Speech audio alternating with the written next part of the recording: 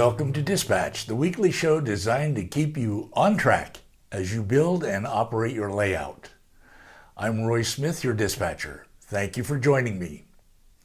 Coming up on tonight's show, your layout photos, the question of the week, your comments, and a big shout out. The studio audience has arrived and is now waiting for the show to begin. There's standing room only for the show. Of course there's standing room only because there are no chairs here in the train room. I looked outside just before coming up to the train room and I want to tell you what I saw. What did you see? I'll tell you what I saw. I saw a line of people stretching down the street as far as the eye can see, and all of those people were trying to get into the door to attend the show. There was a lot of pushing and shoving going on. So before the crowd gets completely out of control here, let's get started. First up on the show, your layout photos. Each week I invite you to post your layout photos on a Facebook group called the N-Scale Union Pacific Evanston Subdivision Group. And each week many of you do just that. And then I bring your photos over here to Dispatch. So once again I have a bunch of layout photos to share with you. And here they are.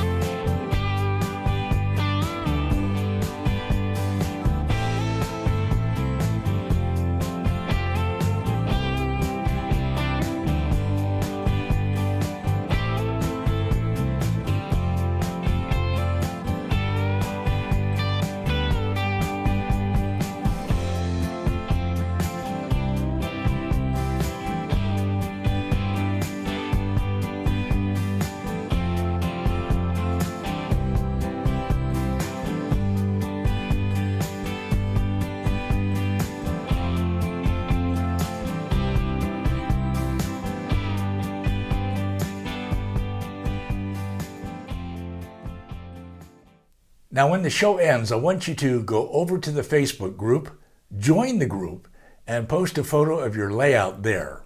Why? Because we model railroaders love to look at each other's layouts. That's why. I'll put a link to the group down below. When you see this photo of Echo Canyon on my layout, you'll know you're at the right place. Next up on the show, the question of the week. This week's question was suggested by City Assembled. His question was, where did you build your layout? Many of you responded to the question, and I compiled your answers in this chart. First, basements. Traditionally, basements have been the preferred location for layouts.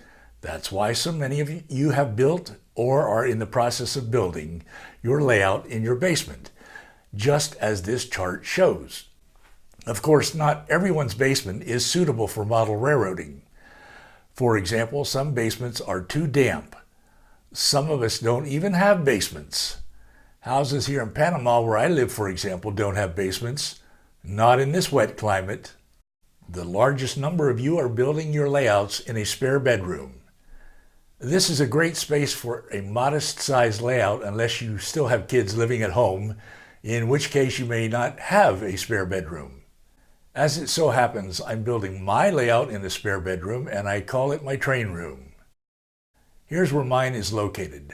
Not somewhere in Wyoming as many have believed, but in a spare bedroom right here in my house in Panama. And this is what you see when you arrive at the door to my train room.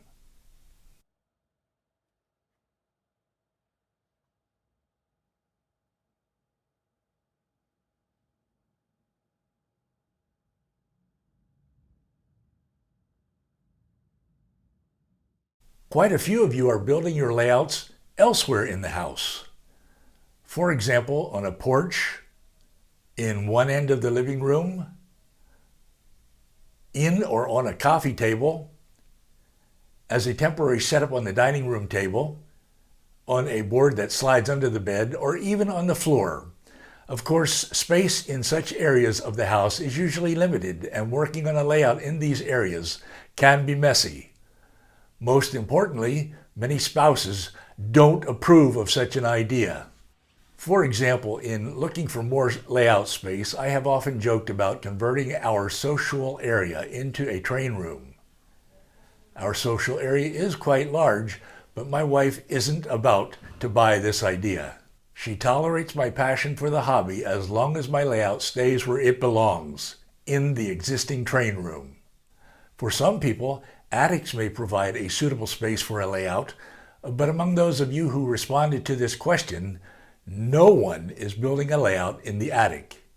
Quite often, attics are too hot or not suited structurally for a layout room. That is certainly the case of my attic.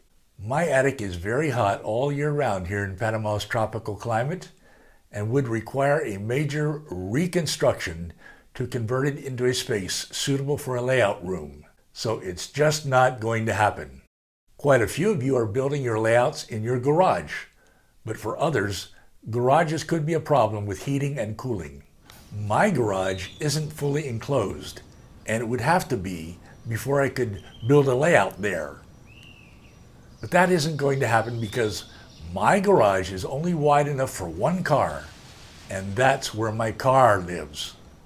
Building sheds or specifically constructed buildings for your layout might be a good choice if you have the space for such construction on your property and are willing to sacrifice part of your garden or yard for it. Quite a few of you have decided to do this, as the chart shows. There is one last choice, and that is to go modular with your layout. Layout modules don't take up much space and can easily be stored when not in use. You can then take your module and connect it to modules belonging to others in the hobby at meetups and shows. Well, let me just say that finding the right location and enough space for a layout in a house can be challenging. There almost never seems to be enough space for our layouts. But I also think that bigger isn't necessarily better. In fact, some of the most intriguing layouts that I have seen are shelf layouts that fit into a small space. You're going to see one such layout in this show, and I'm pretty sure that you're going to like it. Now, the question for the coming week. This question was suggested by Rob Tiemann, and here is the question he suggested. Nearly all of us have structures of one kind or another on our layouts. With that in mind, Rob asks, what kind of structures do you prefer to put on your layout? Structures that come in the box fully assembled? Kits that you assemble without any modifications? Structures that you have kit bashed or modified, perhaps using pieces from various kits? Or scratch build structures that you have made from raw materials such as the ever popular styrene? I want you to post your answer to this question in the comments down below. Then I will share the results of this question in next week's episode of Dispatch. Remember, the question of the coming week is, which type of structures do you prefer to put on your layout? Structures that are already assembled, kits that you assemble, kit bash structures, or scratch built structures. Now, if you have a question that you would like to ask, go ahead and put it in the comments down below. That's what Rob did with his question about structures. Remember, most of us have had questions along the way in the hobby, and most of the time our friends in the hobby have been able to answer our questions. And now it's time for your comments. This past Saturday, I uploaded a video to this channel called A Memorable Day at Steamtown. In this video, I describe my experience at the Steamtown Get-Together on May 18th in Scranton, Pennsylvania. And I explained why this experience was so memorable. Let's take a look at a short clip from that video.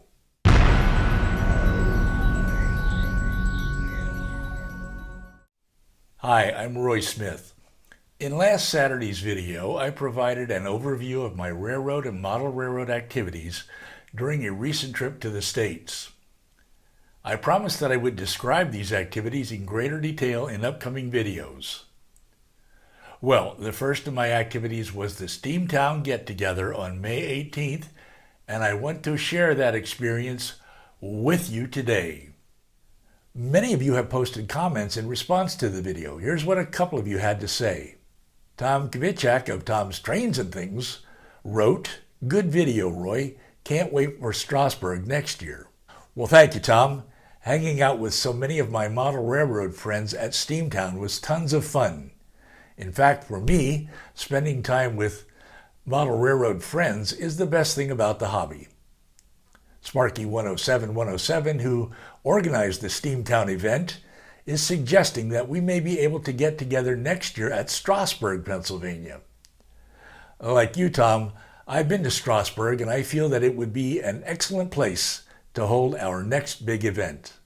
Mark Arnold wrote, "Looks like you had a great time. You're a lucky man to have a patient wife." We really did have a wonderful time, Mark. My wife tolerates my passion for the hobby, even though she isn't a model railroader herself.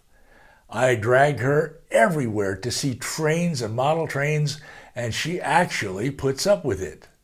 Dean Danielson wrote, "Hi Roy, what a nice summary of the great visit to Steamtown on May 18th.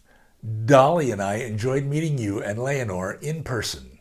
Well, Dean, Leonore and I enjoyed sharing a table with you and your wife Dolly during the Steamtown dining car experience. Chatting with the two of you was a lot of fun. And Sparky 107 wrote, "Great times and great people. I will have to do this kind of event again." Well, Sparky, you're the guy who organized the Steamtown event, and I don't believe it would have ever happened without your effort. Let's do it again next year. And now a big shout out. Our big shout out goes to John 2618 and his HO scale layout. John doesn't have room for a large layout in his apartment, so he has built a switching layout that measures 8 feet long by 18 inches deep. The layout can be moved easily when John decides to move in the future. John has given a lot of attention to details on his layout without trying to cram too much track or too many structures into the space. John's shelf-style layout proves that you can do amazing things in a relatively small space. His layout is a real inspiration to those of us who feel constrained by a lack of space for our layouts. Let's go over and take a look at it. Welcome to my HO scale shelf layout. It's 8 feet long by 18 inches wide with a small lead on the end for some switching.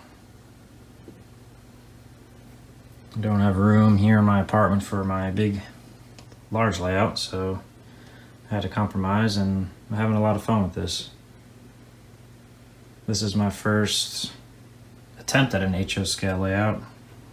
I tried N scale for a little bit, but didn't really like how I couldn't get into detail as much as HO scale.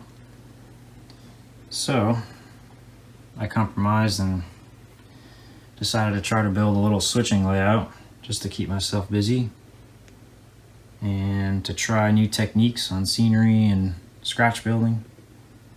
So I guess I'll give you guys a little tour here.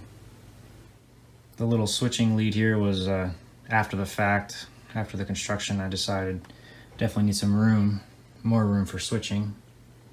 So I made this little lead here, and also going to use it for some storage.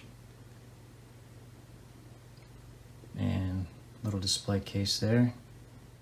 Since I don't have the room for a large layout with a classroom, railroad or something, I figured I'd just start with a small switching operation. Okay, you've seen John's HO scale shelf style layout right here on Dispatch. Now I want you to go over to his channel and check it out for yourself. I'll put a link down below that will take you there. Be sure to subscribe while you're there and tell John that Roy Smith sent you. Well, that just about concludes the show. Remember, I normally upload 2 videos each week. Dispatch on Tuesday nights, in which I get to interact with you and which you're watching right now, and a layout update on Saturday mornings, in which I show you what I'm doing on my layout. However, for the next couple of Saturday mornings, I will continue to show you the things that I did during my recent trip, and we will come back to the layout updates after that. Of course, if you're new here, be sure to subscribe and hit that little bell icon so that you get notified of new updates. I don't want you to miss any of them. Thanks again for joining me here on Dispatch. Until next time, happy railroading. I'm Roy Smith, and I will see you again very soon. All right, everyone, it's time for you to go home now. Model railroaders, they're my best friends in the whole world. Good night, everyone. Thanks for watching.